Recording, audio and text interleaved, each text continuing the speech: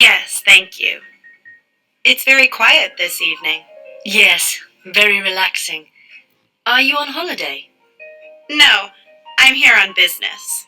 Where are you from? I'm from New York. What about you? I'm from Budapest, in Hungary. Really? Oh, sorry. No problem. Hello? Is that Jennifer? Yes. This is Rob. Rob Walker. From London 24/7? Oh, Rob. Yes, of course. Hi. Hi.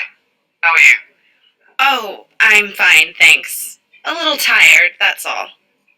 I can meet you at the hotel tomorrow morning. Is 9 okay for you? That's perfect. Great. Okay. See you tomorrow at 9. Thanks. See you then. Bye. Would you like another tea?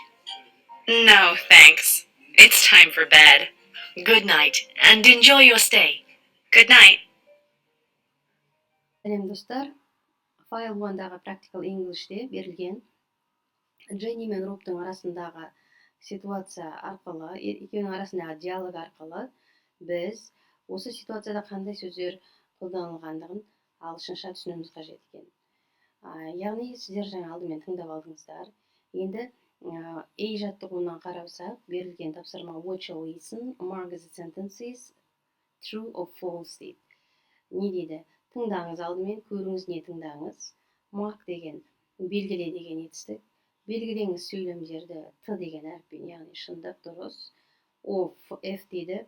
Үлкен әріппен жазып қойған, бұл false, яғни қате. Яғни естіген ақпаратыңыз 6 сөйлем беріп жазып қойған.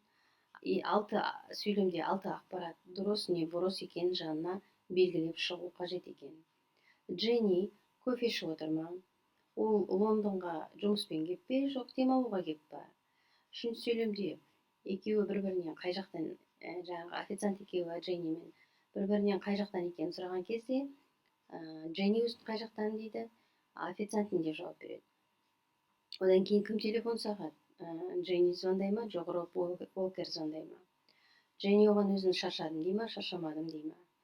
Одан кейін олар диалогтың соңында сағат нешеде кездесетіндерін айтады. Міне, осыны белгілеп шығыңыз дейді. Яғни осы жаттығуды жасау барысында сіз ағылшынша олардың арасындағы әңгімені не туралы сөйлескендігін түсінеді екенсіз. Келесі мына диалогта complete the conversations AF with social English phrases practice with your partner дейді. Яғни тағы да 7, 1, 2, 3, 4, 5, 6 түрлі әртүрлі сөздер беріп қойған. Hi, is that Jennifer? Hello, Rob дейді. Яғни is that Jennifer деп сұрайды екен. Телефонмен сөйлескенде, жаңағы біз сәлем, сен Айнұрсың ба дегенде, сөйлем is that деп басталады екен. Is that Jennifer дейді. Oh, look, қара, сағат 11:30 болыпты ғой, қайырлы түн дейді. Are you here on holiday? Яғни демалыста жүрсіз ба? No, I am деп жауап береміз, иә. Where are you from? дейді бөлімде, иә. I am from London дейді, иә. Can I have a coffee, please? Яғни кофе ішсем бола ма дейді. Әрине, sure. Here is your coffee дейді. Міне кофеңіз. Milk and sugar are on the table. Яғни сүт пен қант стол үстінде тұр дейді.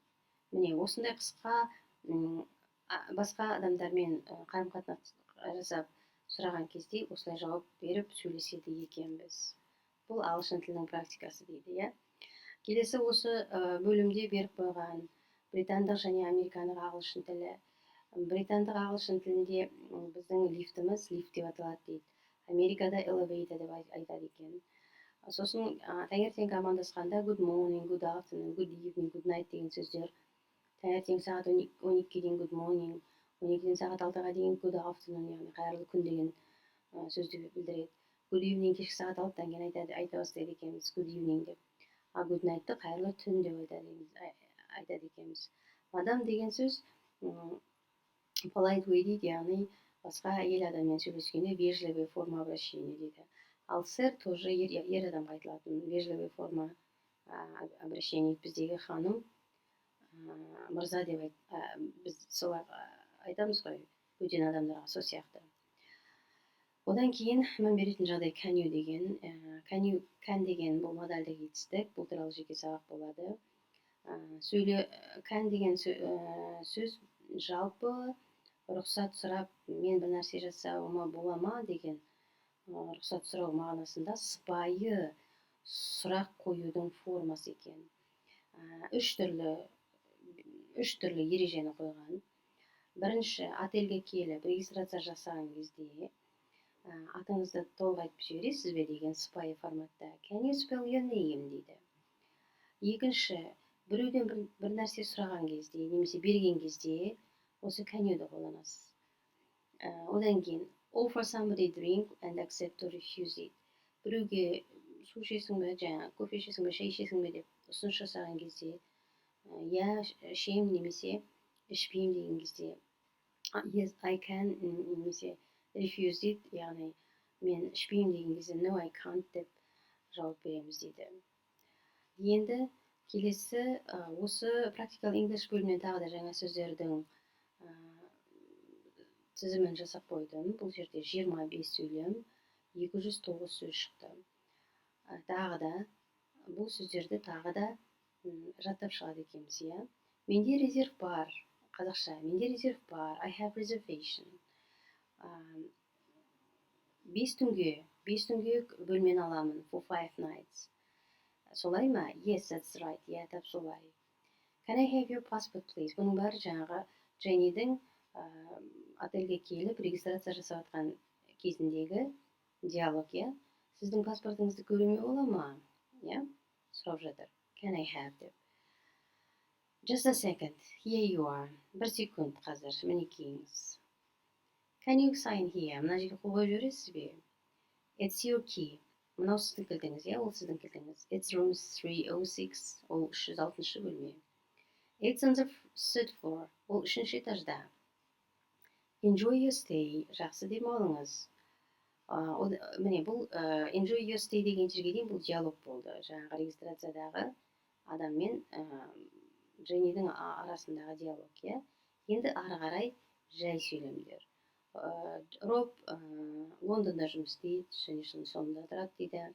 Ол журналда жазушы дейді. Ал Дженни өзі редактордың көмекшісі екен. Бұл Лондонға екінші рет келу екен. Дженни кофе ішіп отыр дейді. Ол Лондонға жұмыспен келді дейді. Официант неміс болады дейді. Дженни Робқа звондайды. Бұл жаңағы біздің диалогымыздан алған сөйлемдер, дайын. Дженни шаршайды дейді. Олардың кездесулері онда болады дейді. Бұл диалогтағы жаңағы алған сөйлемдер біз үшін жаңа сөйлемдер болып келеді екен. Осыларды жаттап алады екенбіз. Яғни біз сөздерді белгілі бір ситуацияның контентінде жаттап, алдымен түсініп алсақ, не туралы болған есімізге тез түсіреміз, және ағылшыншасын тез айта алады екенбіз. Ол қараша сағат 11:30 болды. Oh, look, it's 1:30. Are you here on holiday? Сіз демалыстасыз ба? Can I have coffee, please? Мен кофе ішуіме бола ма? Here is your coffee, please. Мінекей кофеңіз өтінем. Milk and sugar are on the table. Сүт пен қант стол үстінде. Міне, қарап тұрсаңыз, осы диалогтың контенті ғана, осы контентте жаңа сөздерді жаттап алыңыздар. Рахмет. Сабақ түсінікті болды деп ойлаймын. Келесі біз осы бірінші юнитке қорытындылап жазу сабағына көңіл бөліп